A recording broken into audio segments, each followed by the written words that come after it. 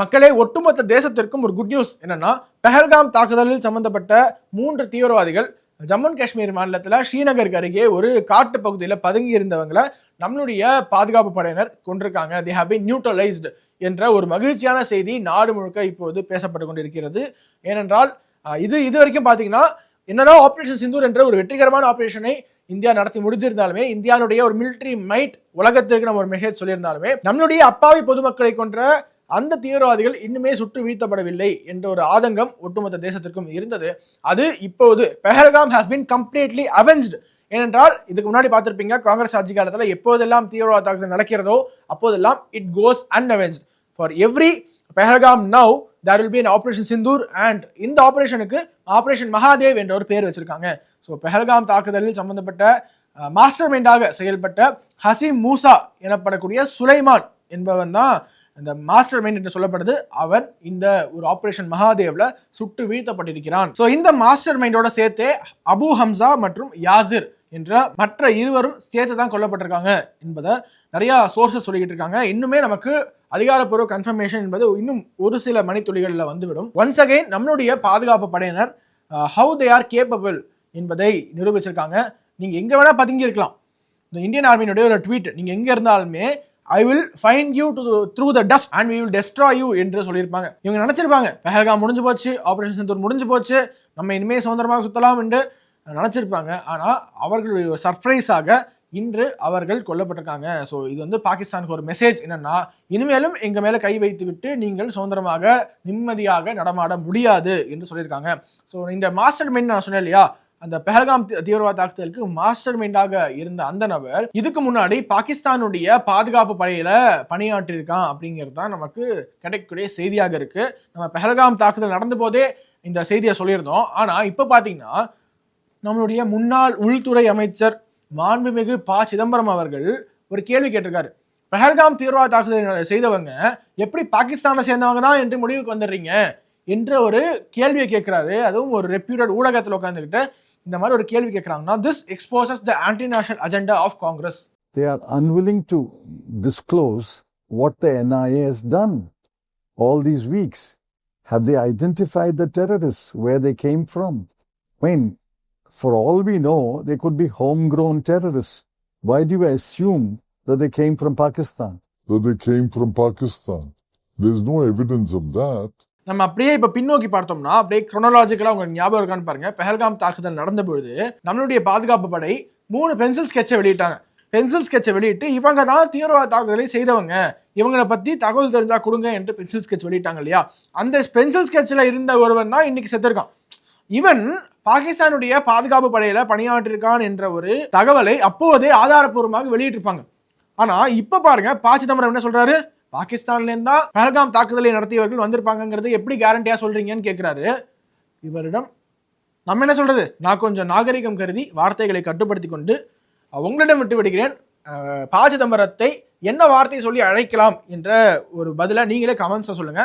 ஏன்னா மக்களுடைய தீர்ப்பை மகேசன் தீர்ப்பு. ஸோ மக்களாகி உங்களுடைய கருத்தை நீங்க சொல்லுங்க, நான் தெரிஞ்சுக்கிறேன். அது அப்படியே அடுத்த வீடியோவில் படிச்சு காட்டுறேன். ஸோ ப. சிதம்பரத்துக்கு நீங்க கொடுக்கக்கூடிய பட்டம் என்ன என்பதை சொல்லுங்க. இந்த ஆபரேஷன் மகாதேவ் நடந்த டைமிங் தான் ரொம்ப முக்கியம். என்று பாராளுமன்றத்தில் ஆபரேஷன் சிந்து தொடர்பான விவாதம் எழுகிறதோ அன்று இந்த ஆபரேஷன் மகாதேவ் நடந்திருக்கு. அப்போசிஷன் பார்ட்டிஸ்னுடைய ஒரு ட்ரம்ப் கார்டாக இருந்தது இதுதான். என்ன கேட்டிருப்பாங்க, தொடர்ச்சியாக காங்கிரஸ் கட்சியினர் நம்மளுடைய பாதுகாப்பு படையினரை சிறுமைப்படுத்தும் விதமாக பேசுறதோட பெஹல்காம் தாக்குதலை செய்த அந்த தீவிரவாதிகள் சுட்டுக் கொல்லப்பட்டார்களா என்ற கேள்வியை திரும்ப திரும்ப கேட்டுட்டு இருந்தாங்க. கரெக்டா பார்லிமெண்ட்ல அந்த விவாதம் ஆரம்பிக்கும் போது இந்த செய்தி வந்திருக்கு. அப்போசிஷன் பார்ட்டியினுடைய அந்த ட்ரம்ப் கார்ட்ஸ் எல்லாமே தொலைந்து விட்டது, அவங்களால அந்த கார்ட்ஸை திரும்ப பயன்படுத்தவே முடியாது. ஏனென்றால் பெஹல்காம் தீவிரவாத தாக்குதலுக்கு தொடர்புடைய தீவிரவாதிகள் சுட்டுக் கொல்லப்பட்டு விட்டார்கள் என்ற ஒரு செய்தி, மகிழ்ச்சியான செய்தி நாடு முழுக்க உலா வந்து கொண்டிருக்கிறது.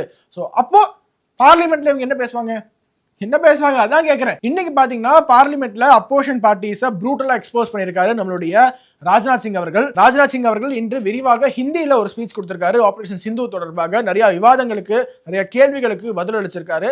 அதனுடைய ஒரு தமிழாக்கத்தை ரொம்ப விரிவாக பார்க்கலாம். காரணம் என்னவென்றால், ஹிந்தியில் அவர் பேசுனதுனால நிறைய இங்க ஆடியன்ஸ்க்கு அது கன்வே ஆகாம போய்விடக்கூடாது என்பதற்காக இந்த ஒரு முயற்சி எடுத்திருக்கோம். அதனால கடைசி வரைக்கும் மிஸ் பண்ணாம பாருங்க. அதை தவிர அதிகமான பேருக்கு ஷேர் பண்ணுங்க. ஆபரேஷன் சிந்தூர் தொடர்பாக நிறைய டீடைலிங் கொடுத்திருக்காரு ராஜ்நாத் சிங் அவர்கள். பார்லிமெண்ட்ல நடந்த டீடைலிங்க பார்க்கிறதுக்கு முன்னாடி ஒரு முக்கியமான சம்பவத்தை மட்டும் கோட் பண்ணணும்னு நினைக்கிறேன். அது என்னன்னா, பார்லிமெண்ட்ல ராஜ்நாத் சிங் அவர்கள் எதிர்க்கட்சி உறுப்பினர்களை பார்த்து, உங்களுக்கும் சேர்த்து சொல்றேன், நம்மளுடைய இந்திய ராணுவத்தை பாராட்டும் விதமாக எல்லாரும் ஒரு முறை ஜோரா மேஜையை தட்டுங்க அப்படின்னு தாங்க சொன்னாரு. ஏன்னா உங்களுக்கும் சேர்த்து தான் இந்திய ராணுவம், பிஜேபி ராணுவம் மட்டும் கிடையாது, ஒட்டுமொத்த இந்திய தேசத்திற்கும் அவங்க தான் பாதுகாப்பாரன், அவங்களை பாராட்டும் விதமாக ஒரு முறை மேஜையை தட்டுங்க என்று சொன்னதுக்கு அப்போசிஷன் பார்ட்டியில இருக்கிற ஒரு சிலர் தவிர யாருமே மேஜையை தட்டவே இல்லை. ராஜ்நாத் சிங் சொல்றாரு மேஜையை தட்டுங்க இந்தியன் ஆர்ம்டு போர்சஸ்க்குன்ட்டு. அப்போ ராகுல் காந்தி திமிரா இந்த பக்கம் பார்த்து ஒரு சைகை, மேஜையை தட்டவே இல்லை. और अपने प्रतिपक्ष के मित्रों से भी कहना चाहता हूं, एक बार फिर से भारत के सेना के जवानों का कम से कम मेज थपथपाकर उनका अभिनंदन करिए। बहुत बहुत का कम से कम मेज थपथपाकर उनका अभिनंदन करिए। बहुत बहुत धन्यवाद। बहुत बहुत இவ்வளவு நாட்கள் என்ன சொல்லிட்டு இருந்தீங்க, இந்தியன் ஆர்ம்டு போர்சஸ் அப்படிங்கிறது ஒட்டுமொத்தமாக இந்திய தேசத்துக்கு பொதுவானது, பிஜேபி மட்டும் கிடையாது என்று சொல்லிட்டு இருந்தீங்க இல்லையா? உண்மையிலேயே உங்களுக்கு அக்கறை இருந்தால் ராகுல் காந்தி, நீங்க இந்தியன் ஆர்ம்டு போர்சஸை பாராட்டும் விதமாக எதற்காக மேஜை டேபிளை கூட தட்ட உங்களால முடியல. ஆனா உங்களுக்கு பிரைம் மினிஸ்டர் ஆசை, முப்படைகளையும் கண்ட்ரோல் பண்ணணும்னு ஆசை. பிரசிடென்ட் ஆகி உங்களுடைய காங்கிரஸ் கட்சியிலேருந்து யாராவது பிரசிடென்ட் ஆகணும், அவங்க முப்படைகளை கண்ட்ரோல் பண்ணா எப்படி இருக்கும் என்று கொஞ்சம் நினைச்சு பாருங்க. சுத்தமா தேசபக்தி கிடையாது, ஆர்ம்டு போர்சஸ் மேல பற்று கிடையாது. மோடி கவர்மெண்ட் கொஸ்டின் பண்ணுங்கிறதுக்காக திரும்ப திரும்ப ராகுல் காந்தி என்ன கேட்டாரு, இந்தியாவுடைய எத்தனை போர் விமானங்கள் வீழ்த்தப்பட்டன, இந்தியாவுடைய எத்தனை போர் விமானங்கள் வீழ்த்தப்பட்டன என்ற கேள்விகளை கேட்டுக்கிட்டே இருந்தாரு. ட்ரம்ப் சொல்லிட்டாராம், ட்ரம்ப் 5 போர் விமானங்கள் வீழ்த்தப்பட்டன என்று சொன்ன உடனே இந்தியாவோட போர் விமானங்கள் தான் வீழ்த்தப்பட்டது என்ற அசம்ஷன் வந்து, ஏன்னா ட்ரம்ப் எந்த நாட்டு போர் விமானம்னு சொல்லவே இல்லை, இவரா இந்தியாவோட ஜெட்ஸ் 5 ஜெட்ஸ் வீழ்த்தப்பட்டதுங்கிற அசம்ஷனுக்கு வந்து மோடியை கொஸ்டின் பண்ணிட்டே இருக்காரு. மோடிஜி சொல்லுங்க எவ்வளவு விமானங்கள் வீழ்த்தப்பட்டதுன்னு கேட்டுட்டே இருக்காரு. அதை தவிர ராகுல் காந்தி இந்த ஸ்டேட்மெண்ட்லாம் மறக்கவே மாட்டோம் நாங்க, பாகிஸ்தானோட ப்ரையர் கம்யூனிகேஷன் நடந்ததுனால தான் இந்தியாவோட விமானங்கள் வீழ்த்தப்பட்டது அப்படிங்கிற ஒரு அபாண்டமான குற்றச்சாட்டு.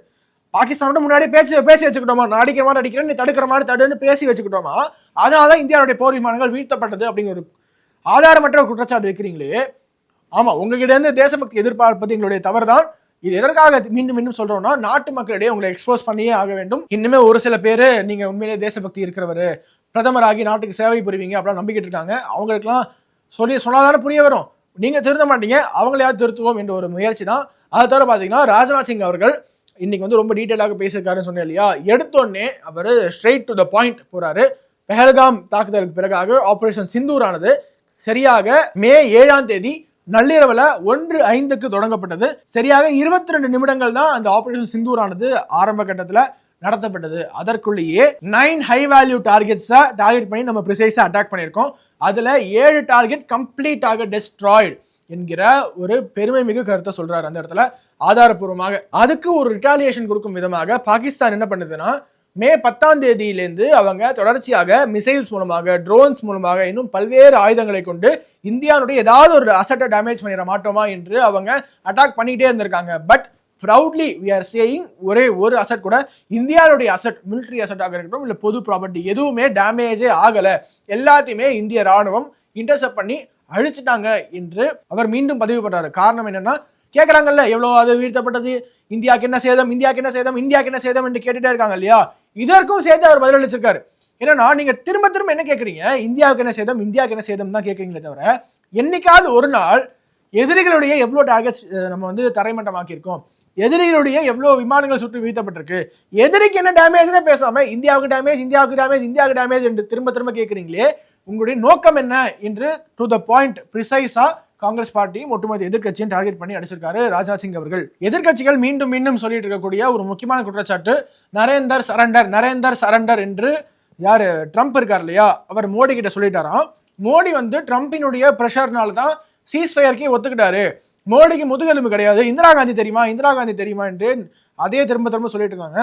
ராகுல் காந்தி பாத்தீங்கன்னா தன்னுடைய ட்விட்டர் ஹேண்டில் திரும்ப திரும்ப நரேந்தர் சரண்டர் அப்படிங்கிற அந்த ஒரு ட்வீட், டெய்லி ஒரு ட்வீட்டுங்க, அது நரேந்தர் சரண்டர் ட்வீட் டெய்லி போட்டுட்டு இருப்பாரு. அவர்களுக்கு பதிலளிக்கும் விதமாக இந்தியாவுடைய மிலிட்டரி அப்ஜெக்டிவ்ஸ் என்று ஒரு சில அப்ஜெக்டிவ்ஸ் இருந்தது இந்த ஆபரேஷன் சிந்தூர்ல. அந்த அப்ஜெக்டிவ்ஸ் புரிஞ்சு போச்சு, அந்த அப்ஜெக்டிவ்ஸை நம்ம அச்சீவ் பண்ணிட்டோம் என்பதற்காக தான் ஆபரேஷன் சிந்தூரை டெம்பரரியா பாஸ் பண்ணி வச்சிருக்கோமே தவிர யாருடைய எக்ஸ்டர்னல் பிரஷர்னாலையும் கிடையாது என்பதை அழுத்தம் திருத்தமாக ராஜ்நாத் சிங் அவர்கள் பார்லிமெண்ட்லயே சொல்லிட்டாரு. ஸோ அஃபிஷியலி ட்ரம்போட ப்ரெஷரோ இல்லை, வேற எந்த ப்ரெஷரும் கிடையாது, நம்மளுடைய மிலிட்டரி அப்ஜெக்டிவ்ஸை நம்ம அச்சீவ் பண்ணிட்டோம், தீவிரவாத கூடங்களை தகர்த்து எறிந்து விட்டோம், பாகிஸ்தான்ல பல ஏர் பேசஸை நம்ம வந்து தரைமட்டமாக்கிட்டோம். அதனால நம்மளுடைய அப்ஜெக்டிவ்ஸ் வந்து ஃபுல்ஃபில் ஆனதுனால அதை டெம்பரவரியா பாஸ் பண்ணியிருக்கோமே தவிர டொனால்ட் ட்ரம்ப் இங்க மீடியேட் பண்றதுக்கு ஹீஸ் நோபடி. இந்தியா எந்த ஒரு எக்ஸ்டர்னல் பிரஷருக்கும் அடி பணியாது என்பதை மீண்டும் ஒரு முறை ராஜ்நாத் சிங் அவர்கள் சொன்னதை நம்ம ஒரு தடவை ரீட்ரேட் பண்ணிக்கலாம். Again, operation Sindoor is just on a pause. It's not yet over. If Pakistan again tries for any misadventure, again இந்த ஒரு ஆபரேஷன் சிந்தூர் ஆனது மீண்டும் ஃபுல் ஃபோர்ஸோட ரெஸ்யூம் ஆகும். நாங்க வெறும் பாஸ் பண்ணி தான் வச்சிருக்கோம், இது அபிஷியலா ஓவர் கிடையாது என்று ராஜ்நாத் சிங் அவர்கள் சொல்லியிருக்காரு. இதுக்கு முன்னாடியே சொல்லியிருந்தாங்க, any act of terror hereafter will be considered as an act of war என்பதை இந்தியன் கவர்மெண்ட் சொல்லியிருந்தாங்க. நவ் ஆபரேஷன் சிந்தூர் மீண்டும் எப்போது வேண்டுமானாலும் தொடங்கலாம், ஒரு பாஸ்ல தான் இருக்கு என்று ராஜ்நாத் சிங் அவர்கள் சொல்லியிருக்காரு. இந்தியா ஒரு மிகப்பெரிய ராணுவ நடவடிக்கையில் ஈடுபட்டு இருக்கும்போது சின்ன சின்ன பெட்டி இஷ்யூஸ், ஒன்னுத்துக்கும் உதவாத இஷ்யூஸ் வச்சு டைவர்ட் பண்ணிட்டு இருக்காங்க இங்க இருக்கக்கூடிய எதிர்கட்சிகள். அவங்க கிட்ட ரைஸ் பண்றதுக்கு ஒரு பாயிண்டே இல்ல, உங்களுக்கு வேணா சொல்லுங்க நான் ஹெல்ப் பண்றேன் பாயிண்ட்டுக்கு என்று ராஜ்நாத் சிங் அவர்கள் கலாய்ச்சிருக்காரு. காங்கிரஸ் கட்சி இதுக்கு முன்னாடி எப்படிலாம் பாகிஸ்தானோட பேச்சுவார்த்தையின் பொழுது இந்தியாவோட இன்ட்ரெஸ்ட்டை விட்டு கொடுத்திருக்கு என்பதையும் எக்ஸ்போஸ் பண்ணியிருக்காரு. என்னன்னு பாத்தீங்கன்னா, when Atalji was Prime Minister, India's condition for the composite dialogue with Pakistan was that Pakistan would not use its territory to spread terrorism against India, which Pakistan had also agreed to. But unfortunately, in 2009, at Sharm el-Sheikh agreement, the then government made a major mistake when Pakistan-sponsored terrorism was separated from the composite dialogue process. In other words, the condition that Pakistan would not use its territory for terrorism in order to continue talks was completely removed. I believe this was a step that weakened India's strategic determination. One such serious mistake was made by then government in 2006 when Pakistan was considered a victim of terrorism and an agreement was reached to form a joint anti-terror mechanism. It is worth thinking how big a strategic blunder it is to consider a country that breeds terrorism and nurtures it as a victim of terrorism. அதாவது அடல் பிஹாரி வாஜ்பாய் அவர்கள் பிரதமராக இருந்தபோது பாகிஸ்தானோட பேச்சுவார்த்தை நடத்திய போது Pakistan will not use its territory to breed terrorism என்ற ஒரு கண்டிஷன் அவர் போட்டிருந்தாரு. ஆனா மாறாக அதற்கு பிறகாக யூபிஏ அரசாங்கம் அந்த கண்டிஷன் அப்படியே ரிமூவ் பண்ணிருச்சு. அப்படி ஒரு கண்டிஷனே இல்ல. இதை தவிர பாத்தீங்கன்னா பிகெஸ்ட் பிளண்டர் என்னன்னா, 2006 இந்தியாவும் பாகிஸ்தானும் சேர்ந்து நம்ம வந்து டெரரிசம் ஒழிப்போம், we both are victims of terrorism என்ற ஒரு வார்த்தையை இந்திய அரசாங்கம் பயன்படுத்தி இருக்கு. இதெல்லாம் மிகப்பெரிய பிளண்டர். ஏனென்றால் the nation which promotes terrorism cannot be a victim itself, right? So எப்படி ஒரு நாடு, எந்த நாடு தீவிரவாதத்தை ஊக்குவிக்கிறதோ அந்த நாடே எப்படி நம்ம 2 பேர் சேர்ந்து தீவிரவாதத்தை ஒழிக்கலாம் என்று சொல்லும். இதற்கெல்லாம் இந்த காங்கிரஸ் அரசாங்கம் தலையாட்டி இருக்கு. அப்போ இதைத்தான் ராஜ்நாத் சிங் அவர்கள் எக்ஸ்போஸ் பண்ணியிருக்காரு. பிஜேபிக்கும் காங்கிரஸ்க்கும் இருக்கக்கூடிய வித்தியாசத்தை ராஜ்நாத் சிங் அவர்கள் நல்லாவே ஹைலைட் பண்ணி காட்டியிருக்காரு. என்னன்னா, பல ஆண்டுகளாக பாஜக இங்கு எதிர்கட்சியாக இருந்திருக்கிறது, நிறைய யுத்தங்களை எதிர்கட்சியாக விட்னஸ் பண்ணியிருக்காங்க. அப்போதெல்லாம் பாஜக நாங்க என்ன கேட்டிருக்கோம்னா, கேள்வியாக அரசாங்கத்துக்கிட்ட, சைனா வந்து இந்தியாவுடைய டெரிட்டரி ஆக்குபை பண்ணியிருக்கு, இதை எப்படி நீங்க பார்த்துட்டு சும்மா இருப்பீங்க என்று கேட்டிருக்கோம்.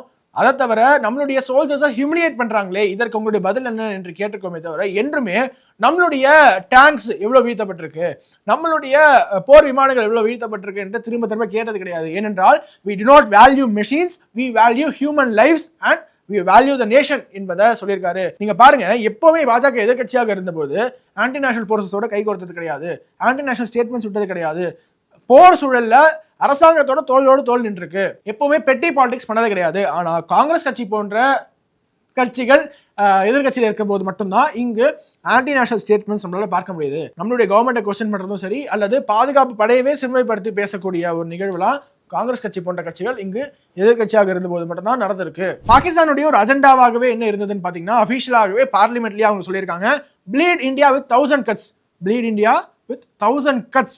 ஆனா நம்மளுடைய அரசாங்கம், இப்பொழுது மோடி அரசாங்கம் பாத்தீங்கன்னா, we have no tolerance towards terrorism. நீங்க 1000 cuts ட்ரீம் பண்ணுங்க, 10,000 cuts ட்ரீம் பண்ணுங்க, this is not old India, we will not remain silent on terrorism and terrorist based activities என்பதை மீண்டும் ஒரு முறை சொல்லியிருக்காரு. இதுக்கு முன்னாடி நடந்ததையும் அடிக்கோடிட்டு காட்டுறாரு. 2016 நடந்தது, 2019 நடந்தது. என்னது? உரி தாக்குதலுக்கு பதிலாக சர்ஜிக்கல் ஸ்ட்ரைக் பண்ணோம், புல்வாமா தாக்குதலுக்கு பதிலாக பாலக்கோட் ஏர் ஸ்ட்ரைக் பண்ணோம், இப்போது பஹல்காமுக்கு ஒரு பதிலடியாக ஆபரேஷன் சிந்தூர் நடத்தியிருக்கோம். இதுதான் புதிய இந்தியா. நீங்கள் அடித்தால் நீங்கள் மறக்க முடியாத அளவிற்கு பதிலடி இருக்கும், நீங்க எங்க மேலே கை வைக்கிறதுக்கே யோசிப்பீங்க, இதுதான் மோடிஸ் நியூ இந்தியா என்று ராஜ்நாத் சிங் அவர்கள் பதிவு செய்திருக்கிறாரு. அதனால்தான் மோடி கவர்மெண்ட்டினுடைய இந்த ஜீரோ டாலரன்ஸ் டுவர்ட்ஸ் டெரரிசம் என்ற ஆட்டிடியூட் மூலமாக தான் 10ஆம் தேதி மே மாதம் பாகிஸ்தானுடைய பல ஏர் பேசஸ்ல நம்ம நடத்திய தாக்குதலின் காரணமாக பாகிஸ்தான் ஆப் பஸ் கீஜியே மகாராஜ் என்று சொன்னதாக ராஜ்நாத் சிங் அவர்கள் பதிவு பண்ணியிருக்காரு. அதாவது தயவு செஞ்சு என்னை விட்டுருங்க என்று கெஞ்சிருக்காங்க பாகிஸ்தான். அதற்கு பிறகாக தான் சீஸ்ஃபயர் அக்ரிமெண்ட் என்பது போடப்பட்டது. மீண்டும் பாகிஸ்தான் வாலாட்ட நினைத்தால் வாளை ஒட்ட நறுக்குவோம் என்று ராஜ்நாத் சிங் அவர்கள் பதிவு பண்ணியிருக்காரு. ராஜ்நாத் சிங் அவர்களுடைய நீண்ட நெடிய ஸ்பீச்சை ரொம்ப சுருக்கமாக இந்த இடத்துல நான் உங்களுக்கு சொல்லியிருக்கேன். இது அதிகமானவர்களுக்கு ஷேர் பண்ணுங்க. ஆபரேஷன் சிந்து தொடர்பாக நிறைய வதந்திகள் இங்க பரப்பிட்டு இருக்காங்க. அவங்களுக்கெல்லாம் இது ஒரு பதிலடி கொடுக்கும் வீடியோவாக இருக்கும். ராஜ்நாத் சிங் அவர்கள் சரியான ஒரு பதிலடி கொடுத்திருக்காரு. ஸோ ஒன்ஸ் அகைன் இந்த வீடியோவின் வாயிலாக we are so proud of our armed forces. நாங்கள் எப்போதும் இந்த அரசாங்கம் தீவிரவாதத்துக்கு எதிராக எடுக்கக்கூடிய நடவடிக்கையில உறுதுணையாக இருப்போம் என்று கூறிக்கொண்டு விடைபெறுகிறேன். மீண்டும் அடுத்த ஒரு நிகழ்ச்சியை சந்திக்கிறேன். வணக்கம். வந்தே மாதரம்.